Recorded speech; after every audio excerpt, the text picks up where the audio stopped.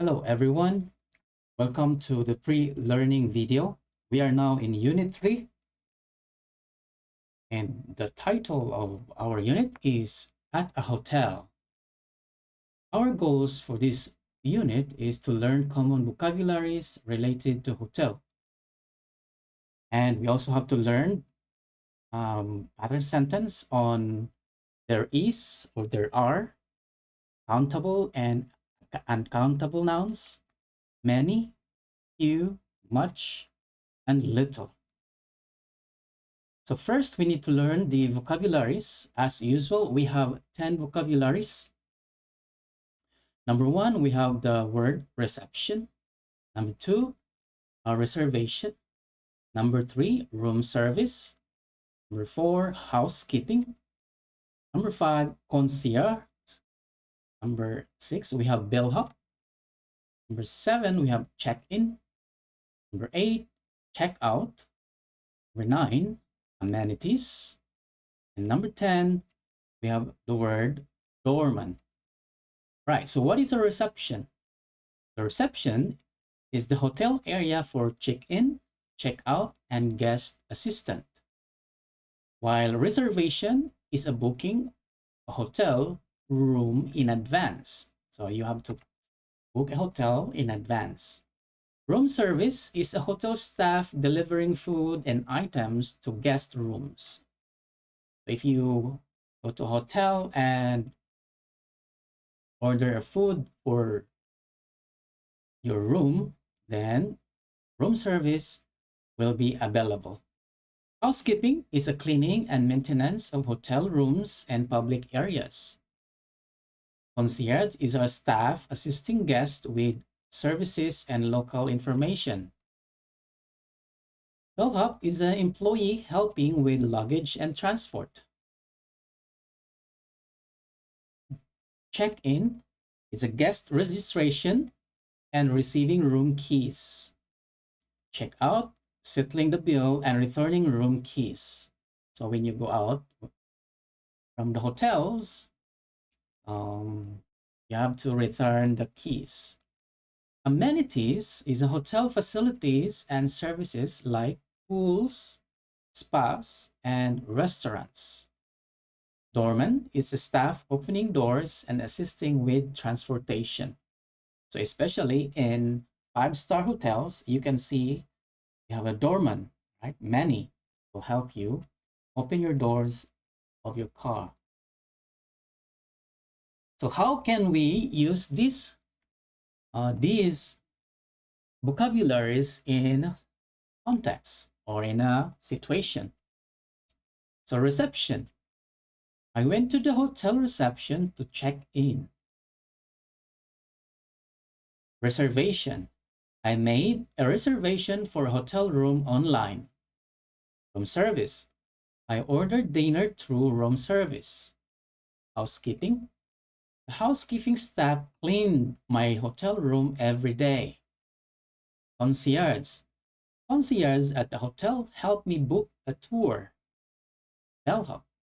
The friendly bellhop helped me carry my luggage to my room. Check-in. The check-in process at the hotel was quick and efficient. Check-out. During check-out, I settled my bill and returned the room keys. Amenities. The hotel amenities included a swimming pool, gym, and restaurant. Doorman. The doorman greeted me at the entrance and assisted with my bags. Right? So this is how we can use these vocabularies in a sentence or in a situation context. Right. So I'll give you a 30 seconds to match the vocabulary word with the picture below.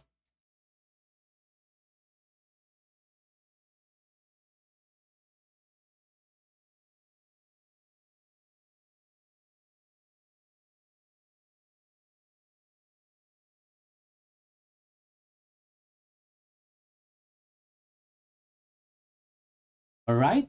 So let's check if your answers matches the same with mine, right? Let's see which picture is number one. Right here is number one, a reception. Number two is reservation. It's very obvious, online reservation. Number number three, room service, housekeeping, right? This is number four. Concierge. Concierge is here.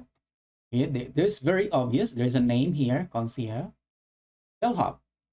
Bellhop here. Number seven, check-in. Right, here's a check-in. Check-out. Right, here's a check-out. Amenities. All right, so here, hotel facilities. Right, you can see the list of facilities of the hotel. And last but not the least, doorman. So, doorman here. So if you have any questions regarding the pictures and the answers of the vocabularies, you can ask that during our face-to-face class in our in-class session. For our grammar, so we have to learn there is, there are, countable and uncountable nouns, many, few, and much, little. There is and there are is indicates the presence or existing of something in a location. They describe quantities or object or entities. Both phrases are typically used in affirmative statement to assist the process or existing of something. So, for example, there is used when referring to a singular noun or when the quantity is one, right? For example, there is a cat in the room, right? There's a cat in the room. There is an apple on the table. Only one apple. There are is used when referring to plural nouns or when the quantity is more than one. For example, there are 3 books on the shelf. 3 books on the shelf. There are many cars in the parking lot, right? Many cars in the parking lot. There are, so not. So there is not, there are not. So this is a negative sentence pattern. So there is or there are not is used to indicate the absence or non-existence of something. A negative singular, there is not a cat in the room. Plural, there are not many books on the shelves. There are not any books on the shelf, rather. Is there, are there, so is used to form questions about the existence or presence of something. So we have interrogative singular, interrogative plural. Is there a cat in the room? Are there any books on the shelf? Okay. Cat in the room? Right, so say cat in the room. Yes, there is. Are there any books on the shelf? Let's see. Yep, there is. I mean, there are. I mean, there are. Now, let's go to countable nouns. Countable nouns can be counted, have singular plural forms, and refers to separate units. They use numbers and articles like a, an, or the, and can be pluralized with s or es. So for example, I have 3 dogs. So I have 3 dogs. She bought a new car. They own 1 house, right? There are 2 apples on the table, okay? Now what about uncountable nouns? These are nouns that cannot be counted or divided. They represent substance, concept, or abstract ideas. They don't have plural form. They are often quantified with terms like some, a lot of, or a little bit of. For example, I have some water, right? Water. She gave me advice. I need some information. He has a lot of knowledge. Many, few sentence pattern. Many and few are quantifiers known as determiners. They are used to express the quantity or number of something. They are placed in front of the countable plural nouns. So, for example, Jerry has many books on his shelf. Many people are waiting in line. I have a few words to say. Only a few students join the class.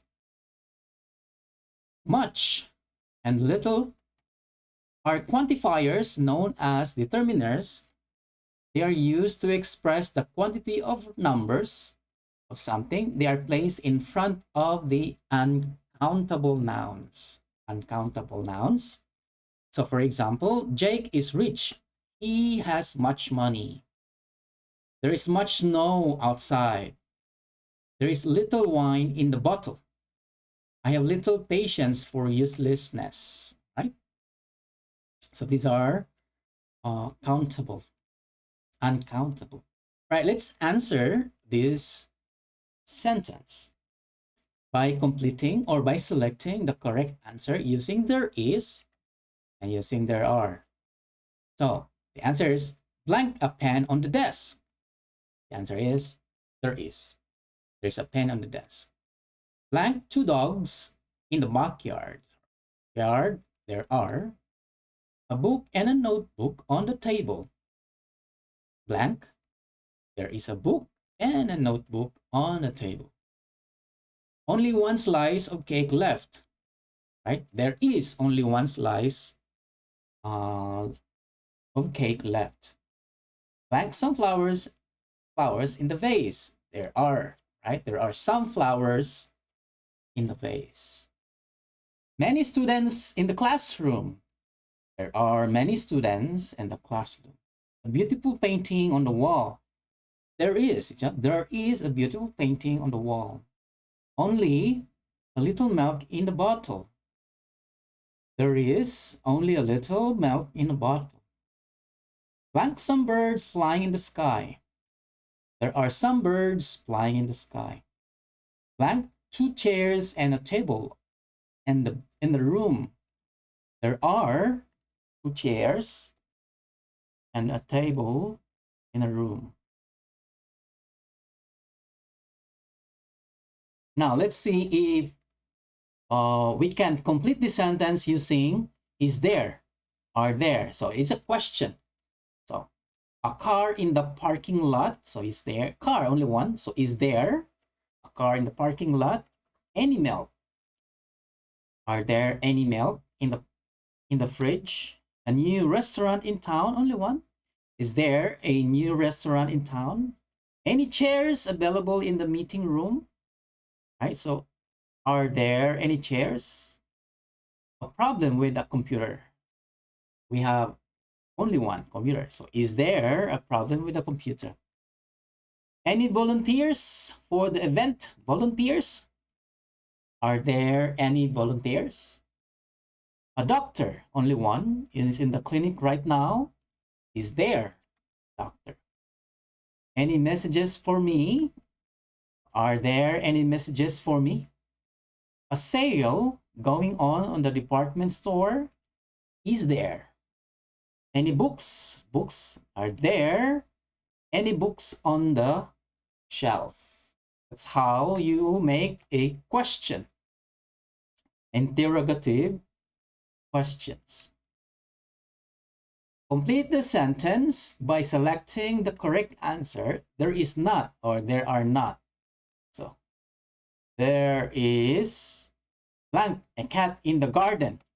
You can say there is not a cat in the garden. Any apples in the basket? There are not any apples in the basket. Chairs, chairs, there are not apples in the basket. Tickets, there are not any more tickets available for the concert. Single, right? Single. There is not a single cloud in the sky. Any empty seats? There are not any empty seats in the movie theater. Any more time? So there is not any more time to waste. There are not any books on the shelf. Cookies, there are any cookies left in the jar. Any fresh flowers in the vase? Right. There are not any flowers in the vase. All right, so let's go to our reading. In our reading, look at the pictures. We have pictures from Bahamas and group of friends, and look, delicious food. So 4 friends from Korea, Jaewon, Menjun, Seon, and Haewon, went on to an unforgettable trip to the Bahamas.